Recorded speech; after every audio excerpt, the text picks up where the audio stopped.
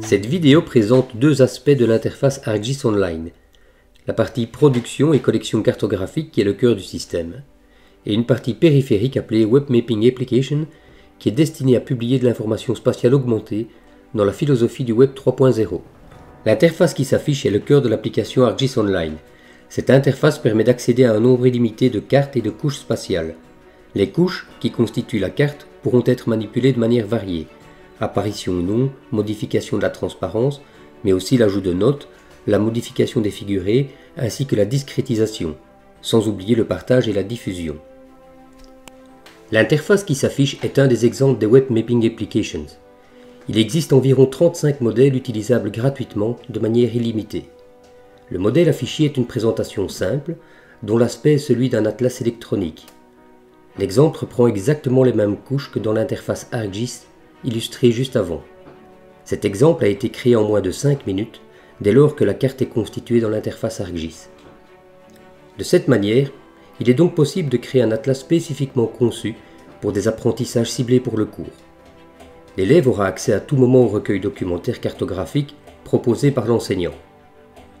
Les différentes applications sont sauvées sur le compte ArcGIS de l'enseignant et sont partagées à l'aide d'un hyperlien qu'il suffit de communiquer aux élèves.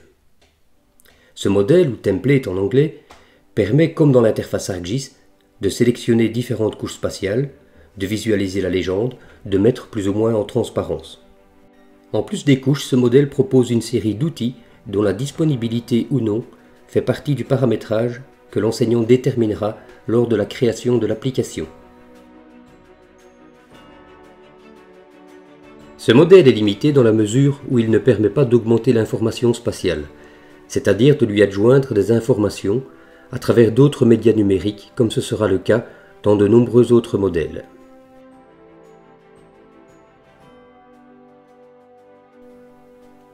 Ce modèle est aussi l'occasion de créer des atlas numériques thématiques qui permettront aussi plus facilement de structurer les apprentissages, comme ici avec une collection de cartes relatives à l'agriculture, ou ici les composantes spatiales du climat, ou ici les composantes spatiales bioclimatiques.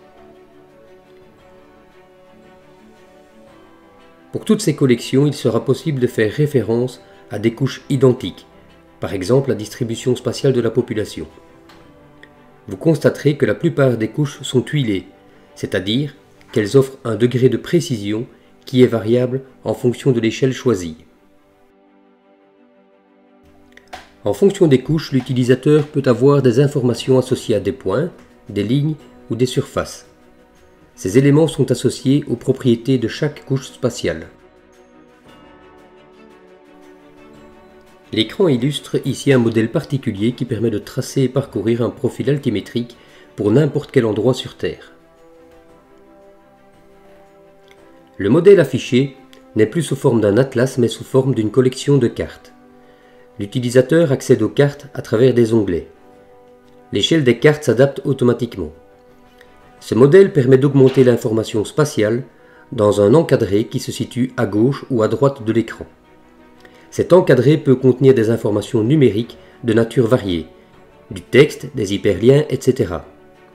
Il est dès lors possible de mobiliser dans ce type d'application des ressources qui sont externes et totalement indépendantes d'ArcGIS, comme par exemple ici l'estimateur de population du CEDAC.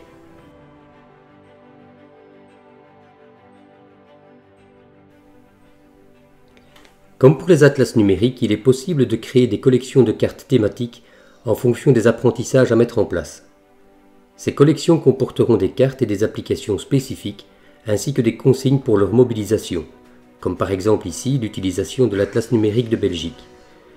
Les informations tuilées permettent de tirer pleinement parti du changement d'échelle. D'une collection à l'autre, l'élève pourra retrouver des applications ou des cartes identiques. Les applications peuvent s'imbriquer, comme par exemple ici, l'intégration d'un atlas numérique avec profil du relief à l'intérieur d'une collection de cartes par onglet. La sélection et la mise en forme de couches spatiales, ainsi que l'accès aux applications externes n'étant plus un obstacle, c'est l'augmentation de cette information spatiale et les consignes de mobilisation des ressources pour apprendre qui constitue la plus-value et donne à la collection toutes ses qualités. L'exemple affiché est une application externe qui permet de visualiser les paramètres météorologiques actuels ou passés.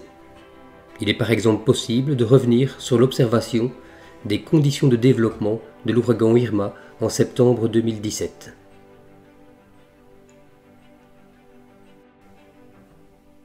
L'intégration peut viser des applications complexes ou aussi simples comme par exemple Street View ou des documents images renseignés dans la fenêtre contextuelle ou accessibles à travers des points, des lignes ou des surfaces sur la carte. Certaines applications ne peuvent être intégrées efficacement dans l'application pour diverses raisons. Elles sont rendues accessibles dans la fenêtre contextuelle qui précise, le cas échéant, des modalités ou des consignes d'utilisation. Par ce tour d'horizon, vous aurez certainement compris que ces applications, très utiles pour l'enseignement de la géographie, peuvent être mobilisées dans bien d'autres disciplines. En voilà un exemple pour l'histoire, avec l'utilisation d'un modèle plus linéaire. L'affichage sera contextualisé en fonction des informations du bandeau de gauche.